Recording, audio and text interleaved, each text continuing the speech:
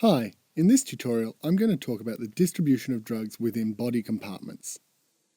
In the previous tutorial I said that this video would be on the metabolism of drugs, but I've decided that it's probably best to talk about the distribution of drugs before we move on to metabolism.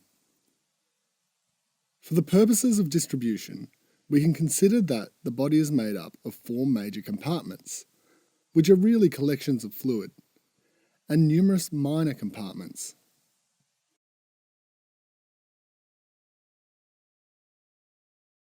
These major compartments are the blood, or strictly speaking the plasma,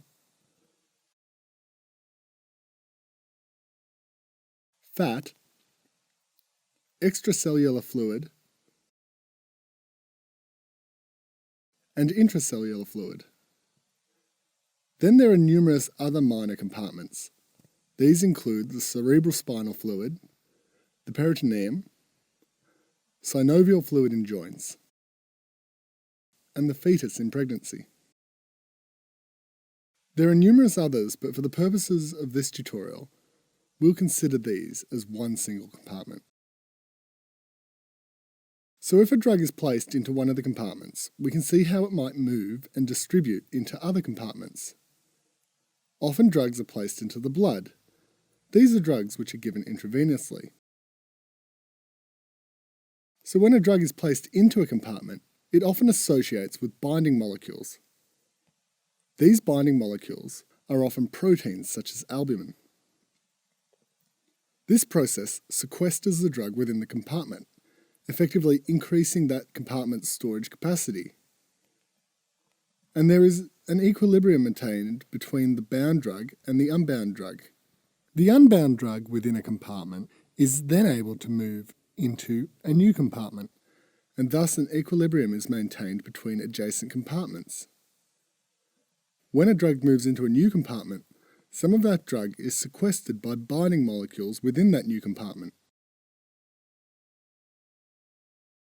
This process continues until there is a balance between each compartment and a balance between the amount of free drug versus bound drug within each compartment. The balance between each compartment is determined by a number of factors, and this is best represented using an equilibrium constant. If you've ever done much chemistry, then you'll have definitely seen equilibrium constants before. But if you haven't, then all you need to know is that they are a number which shows whether the balance is in the forward direction or in the back direction. I'm not going to discuss equilibrium constants further here, but I am going to talk about the factors that affect whether drugs would prefer to move into one compartment versus another. Thus, I can say that the equilibrium constant is dependent on the permeability of barriers between compartments, the pH within the compartment, the binding capacity within the compartment, and numerous other factors such as the fat solubility of the drug, which is especially important for those moving into the fat compartment. Now I'm going to talk about the volume of distribution, which depending on the level of pharmacology you need to know, may or may not be important.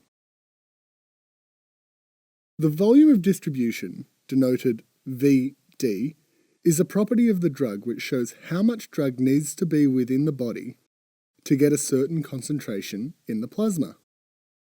It is defined as the total amount of drug in the body divided by the concentration of drug in the plasma.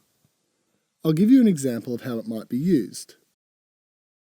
Say I want to get a plasma concentration of morphine of 3/70ths of a milligram per litre. How much morphine do I have to give a 70 kilogram patient?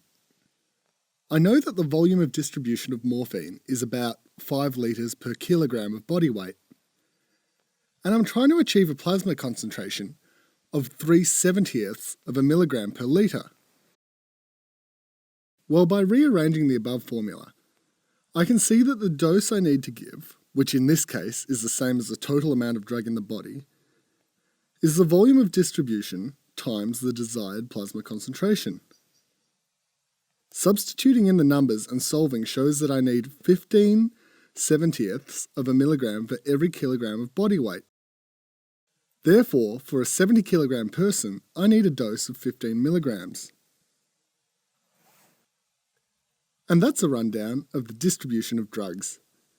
In the next video, I will be talking about the metabolism of drugs and the cytochrome P450 system.